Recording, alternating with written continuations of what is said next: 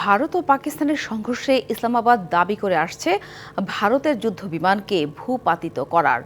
আর এই খবর প্রকাশিত হওয়ার পরই শেয়ার কমেছে ফ্রান্সের নির্মিত রাফাল যুদ্ধবিমানের।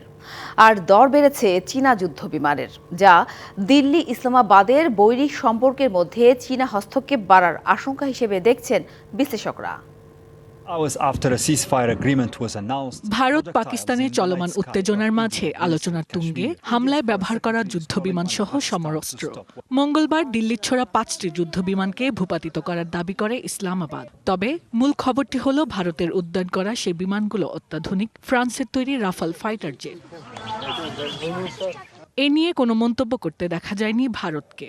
তবে আন্তর্জাতিক গণমাধ্যমে এ খবর প্রকাশে আসার পর ধসের মুখে পড়ে রাফাল যুদ্ধবিমানের নির্মাতা সংস্থা দাসো এভিয়েশন।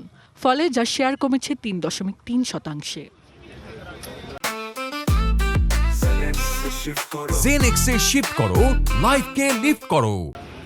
আর এক্ষেত্রে ইসলামাবাদ ব্যবহার করেছে চীনা যুদ্ধবিমান। বলা হচ্ছে ফ্রান্সের তৈরি রাফাল তার ইতিহাসে প্রথমবারের মতো ধরাশায়ী হল চীনা প্রযুক্তির কাছে।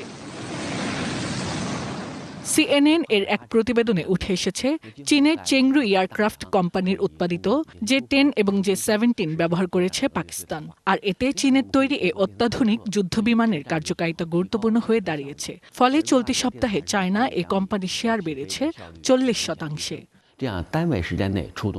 তবে এখন প্রশ্ন উঠেছে, চীন ও পাকিস্তানের মধ্যে গভীর সামরিক ও প্রযুক্তিগত সহযোগিতা এই অঞ্চলে চলমান উত্তেজনা আরও বাড়িয়ে তুলবে কিনা। বিভিন্ন গোয়েন্দা রিপোর্টের তথ্য মতে চীনের রাষ্ট্রায়ত্ত কোম্পানিগুলো পাকিস্তানের সামরিক শিল্প কমপ্লেক্সের সঙ্গে ঘনিষ্ঠভাবে কাজ করছে, বিশেষ করে ক্ষেপণাস্ত্র প্রযুক্তি ও এয়ার ডিফেন্স উন্নয়নে। এতে বেইজিং ইসলামাবাদকে শুধু অস্ত্রই দিচ্ছে না, বরং প্রযুক্তিগত স্বনির্ভরতা তৈরি করতে সাহায্য করছে।